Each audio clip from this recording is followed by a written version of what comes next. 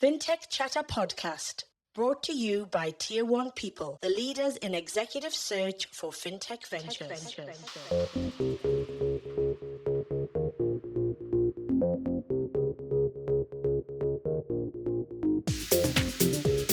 Yeah, so as you mentioned, Dexter, we were very fortunate to get capital and investment from strategic investors, being the big four major banks, so NAB, Westpac, ANZ and CBA. Are you still to date the only Aussie fintech to... I believe so, yeah. So, we're on a mission to help connect retailers with their customers through a variety of channels, and the bank channel is one of them. But really at the core of what we do at Slyp, it's all about taking retailers' point of sale data or receipt level data and connecting that receipt data to a payment and to a customer to deliver a whole range of different value propositions to enrich that payment experience for the customer and to bring retailers and their customers closer together to build those first-party customer relationships. So in a nutshell, we have a little, over a nice glass of wine, one about 5 years ago when I was in San Francisco, I came up with this one-liner of what we do.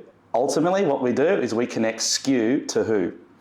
So we connect SKU level receipt data to who the customer is, and then we enrich that moment, that transaction moment, with digital receipts, with loyalty, rewards, and a bunch of other data and insight capability, again, to bring retailers and their customers closer together, and also by connecting the SKU to the who, to the customer, what's in the basket, not just how much they've paid where, but what they've purchased, we could add a whole new dimension to that commerce ecosystem, because we can actually start to bring in, and this is what we're starting to do now, which we'll cover no doubt later, is we can bring in the suppliers of those retailers into the ecosystem, because we know what brands those customers are purchasing. So this is a really fundamental shift in adding a new dimension into that commerce ecosystem. So we're really excited about that. We act as Switzerland in the middle, and we sit at the intersection of payments, retail tech and fintech effectively. Yeah. Bring that, enriching that transaction moment to bring retailers and their customers closer together. As I mentioned earlier, that can happen in a variety of channels, whether it be the banking app, whether it be the merchant's own app, whether it be our new app that we've developed on behalf of our retailers and their customers called Go Rewards, which we'll talk about later, no doubt. But really, if you think about where we started, it was always around, building a digital receipt standard that could be taken Australia-wide and obviously offshore as well. But our focus is very much on our home ground here in Australia. And part of what we've had to develop over the last, 8 years it's been now, feels like, a little bit longer than that, because, there's always battles that you need to go through on this journey, but you have your highs and your lows, no doubt. But really, where we focused initially was building the right infrastructure to be able to connect into the variety. There's several point of sale systems that retailers use, and those point of sale systems have traditionally held the keys to the kingdom when it comes to accessing receipt level data in a structured real-time format. So we spent years building that infrastructure and those pipes into those point of sale systems. And then our first proposition, and our leading proposition, was all about getting that data out of there to enable digital receipts, to get rid of paper. There's 10.6 billion paper receipts every year in Australia, and we've made a dent in that, but there's a long way to go. And I suppose we wanted to create a really seamless, frictionless experience for customers around digital receipting by linking the digital receipt to the payment card and ultimately displaying that to the customer without having to check out and add that friction at checkout, I should say. We've processed billions of transactions. We work with the largest retailers in the country, your Kmart's, all the way through to your big fashion houses like Country Road Group, pharmacy chains, so from fashion to pharmacy, Chemist Warehouse, so some really big category leaders that have leveraged our point of sale and data capability to enrich the transaction moment through receipts. But now we're evolving, and the grand plan was always to start with digital receipts. But if you go back to our very, very first pitch deck, it was all about unlocking even more value beyond receipts. Receipts were always our landing pad. and connecting that SKU and who to first deliver a good hygiene, a digital receipt, better experience. But now it's about how do we actually help customers, particularly in a time like now where everyone's doing it tough, not just consumers, with the cost of living challenges out there, but also retailers. Yeah. You know, we're seeing yesterday, we saw another retailer going to receive ship. It feels like every month, and they need to get better and more sophisticated at engaging with their customers and nurturing those customer relationships. And this is one of the things that we see that, you know, as you aggregate, like an Uber Eats, for example, or any of those, you know, order ahead platforms or delivery platforms, or most aggregation platforms solve a really big customer problem, which is an ecosystem of merchants all under one roof in one app and a consistent, seamless experience. The challenge for those smaller guys and even the mid-market and the larger enterprise guys is they actually get disintermediated from their customer. So while it's great for the customer in providing that utility of aggregation, the challenge is, and they've got a great marketplace there of customers or pool of customers Uber do or the aggregator apps do to connect with merchants. Merchants don't know who that customer is. And so one of the things we want to do is with our next product that we've just released, is enable customers to get what they need and have the great experience around utility of aggregation, but without the disintermediation of the customer and that end retailer. We've built a lot of trust with hundreds of, you know, some of the retailers I've mentioned before, but we've got hundreds of retailers on our platform that trust us with their data. And that's been fundamental to us being able to get the traction that we've had with leading retailers all the way down to small, medium-sized businesses as well. And I think one of the things that became really clear to us was this need for those retailers to build direct relationships with their customers. Why is that? One is they need to be way more efficient in how they acquire customers, but also retain and grow that customer. And for us, we were listening to this, and some of our first retailer, Superbarn, that's gone live 8 weeks ago, they already had a loyalty platform, but it just was not up to scratch. It was built probably in the early 2000s, hadn't done a lot of maintenance. It was from an existing system and provider that wasn't really a core focused around loyalty, and definitely wasn't built in the era of AI, that's for sure. So we listened to and we heard from a bunch of our retailers. It was kind of a serendipitous moment where all these different retailers saying, hey, what are you guys doing around loyalty? Which you've got all of our receipt level data. Can you help us connect with the customer and build us an app to connect with that end customer and build us a loyalty platform that delivers out of the box personalization using the SKU and the who data to deliver customers relevant content? Can you deliver us a platform that unlocks the ability for our suppliers who supply us to connect with their customers and help us fund some of the value propositions and incentives to keep our customers shopping with us? But importantly, it's not about polluting that end shopper with just spray and pray deals. It's about getting really personalized content to that shopper. And I think the beauty of AI and machine learning now is that there's a lot of this stuff that you can pull off the shelf. You've got to build all the great capability and utility around that to drive great customer experiences and make it really technically simple for retailers to turn this stuff on because they are really busy, and it's got to be super efficient and feasible and commercially viable as well. So we listened to that, and our retailers coming to us saying, we need help. Can you help us? We trust you. And then we said, okay, wave your magic wand. What do you want? And it was, you know, a turnkey solution, out of the box, personalization, first-party relationships. We need to know who our customer is. We need to feed that information into our marketing automation platform so we can talk to that customer.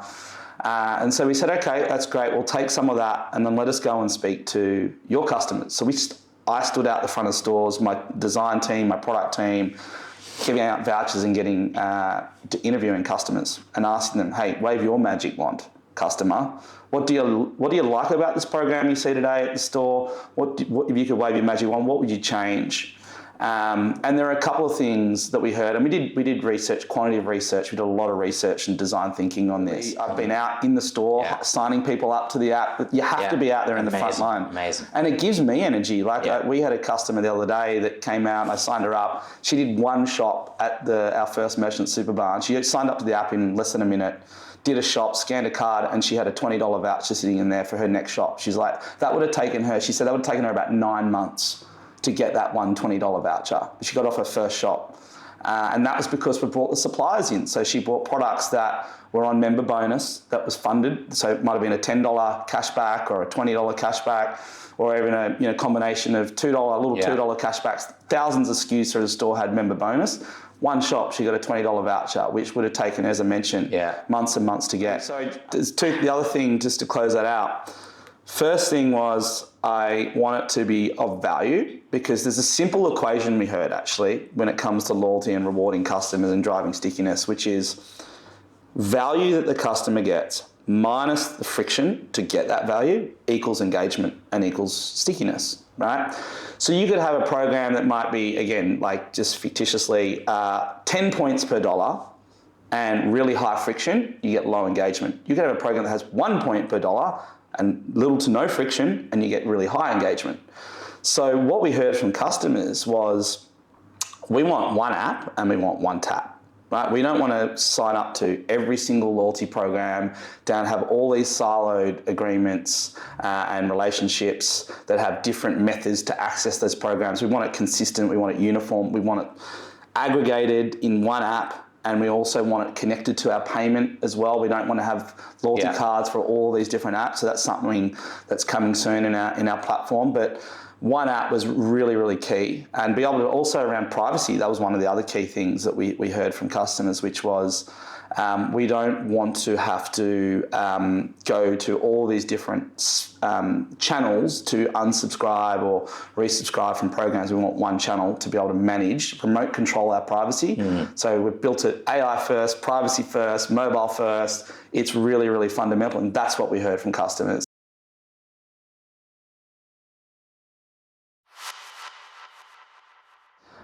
You're right. It has been a very challenging year.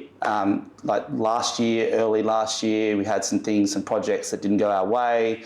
The market, the capital markets were in, free fall as well. The good times, it was cloudy, it was rainy for the macro, but also for us, we weren't immune. And for me personally, it was really challenging. Very stressed. Looking at how do I, you've got investors coming at you, staff going, hey, where are we at? What are we doing here? How do we evolve?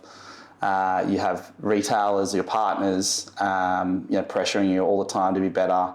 And, your personal life too. Everything gets impacted, and then for me, I had things like I wasn't sleeping well. I was stressed.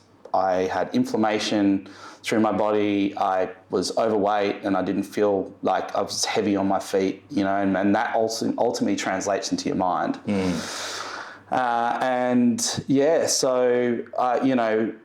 I had probably a week where I've always been an eternal optimist. It's been part of my DNA, probably irrationally optimistic sometimes, but I try to keep the rational brain intact and mind intact. But for me, when things don't go your way, and this is the one thing most founders or anyone that's in a startup can probably relate to, is that there are so many highs and so many lows all within a given hour, a given day, or a given month. And the highs are never as high as they probably should be, or they feel like they are, and the lows are never as low as they feel like they are as well. And being able to regulate that and maintain your energy levels as much as possible is absolutely critical. So for me, when I had some pretty tough lows, you've got two options in life, and this is my view, is you can either navigate and find a solution, or you can be a victim and say, why me? How did this happen? This didn't go my way. Find all the excuses. And I reckon I had for the first time in my life, about a week of being the victim. And then I was like, you got to pull yourself out of this. You got to pull this out of this for yourself, for your investors, for your partners, and most importantly for the team as well. So Where do you start? Like, I suppose for me, and the other thing is there's no instant gratification. There's no quick fix. Yeah. And so if you're going to roll again and you're going to go harder and smarter and learn from some of the things that you didn't go your way, either in your control or out of your control, take ownership of them and navigate. And so for me, that started with transforming my health. Yeah. My physical, which led into my mental, which led into my happiness and my energy, which then unlocked my creativity, which then transpires. Your vibe attracts your tribe, right? So it transpires into the team, into your customers. Yeah, and one of the things I sort of set off when I started this transformational journey 12 months ago was I want to measure all the data because I'm very data driven. Yeah. So I basically wanted to pull it back into micro wins rather than like it's a big mountain to climb physically, mentally, spiritually as well. There's definitely some soul searching that goes on, but I want to build some new muscles in how I think about the journey, how I think about my health, putting myself first, making sure I carve out time. I don't put any meetings in before 9:30 these days, unless it's an overseas call once in a while. I make sure I prioritise my physical health because that unlocks my mental health, which, as I say, unlocks my energy, creativity, and my all-round happiness. And so part of doing that, setting mini goals every week and every month, but also now doing my first triathlon. It's a biggie. It's the news to try. Yeah. So a little bit nervous about that, but I'm going to, continue on this journey because, it becomes part of life. I've been working on the physical, working out pretty much every morning for the last year. Doing meditation's really important as well to clear your mind and to sort of de-stress. I'm very fortunate. I live down in Bondi, so I'm down at Bondi Icebergs Gym. I can have a sauna and a swim in the beautiful ocean. Rain, hail or shine, I'm down there, and I think one of the biggest things that's been my shift is embracing being uncomfortable, particularly in the physical. And I think as we get, I'm in my early 40s now, you kind of, you have all the good things in life around you and you get very comfortable and you lose that ability to like really lean in and get uncomfortable and get out of your comfort zone and embrace that, switch your mindset around that. So that's been a massive thing. And I think I shared with you, when you're on the treadmill and you feel like giving up or you're, doing some physical exercise and you think you've reached your limit, there's probably another 40 or 50% to go that you can give. And it's not to say do this every day, but it's like, what is that trigger in your mind to say, no, you know what, I'm going to go harder. Yeah. And I'm going to raise the bar even more. And it's, as I say, like beast mode starts in the gym in the morning and then transpires into, when I walk in and see the team and talk to customers and meet with our investors and, think about creatively about solving complex problems and identifying opportunities, getting out and talking to people. Again, your energy and your vibe is everything. People want to gravitate to that warm, exciting, buzzy energy, and opportunities just, come off the back of that. It's crazy. We mentioned earlier the Go Rewards platform, which is our loyalty platform that we've just launched with our first retailer. The results speak for themselves. We've had some incredible metrics that have really satisfies us for the business. For Superbarn as our first retailer, as one of our existing digital receipts providers. We've got hundreds more retailers on our platform that we want to take Go Rewards to. We've already signed 3 more. Since we've launched, so plenty more news to come on that shortly. We see, again, connecting SKU and Who, loyalty rewards is going to be a fundamental focus for us, particularly in this moment in time where customers are doing it tough, retailers are doing it tough. Retailers want to bring their suppliers into that ecosystem, so by connecting SKU and Who, we can enable a whole new dimension to that commerce ecosystem. Banks are also a really interesting spot as well. So our bank partners, there's a lot of noise at the moment around the commoditization and regulation around payments, retail or merchant payments. And obviously there's a lot of innovation that's happening around Pay To and what have you in that space. I think this next 12 months is going to be incredibly interesting to watch what happens with regulation in payments. They're talking about removing surcharging from some cards in the retail landscape. What does that do? How does that shift traditional rewards models where you've got issuers or card issuers providing points to their customers, the margins to fund those points are going to continue to be downward pressure on that. So I think there's going to have to be a shift in how rewards and loyalty within the payments ecosystem operates. That's the opportunity we see with Go Rewards and being able to bring suppliers into that ecosystem, because banks are looking for ways to reward their customers for being loyal with them and shopping at their merchants as well. But there's one stakeholder that's not in this picture yet, and that's the suppliers, the CPG brands, your Nestle's, your Sony's, Samsung's, all these different suppliers that don't have an end customer but are super thirsty to engage with that customer through non-traditional channels. The only way they do that today is by advertising on social media or on TV or in-store. Being able to, retail media is a massive hotspot, and by connecting SKU to Who, we feel like we've got a really interesting right to play and to unlock that opportunity with the ecosystem to bring it all together. Yeah. With, I think Afterpay have announced a partnership in retail media. So they're getting involved in retail media. Some of the biggest US banks are getting involved in retail media.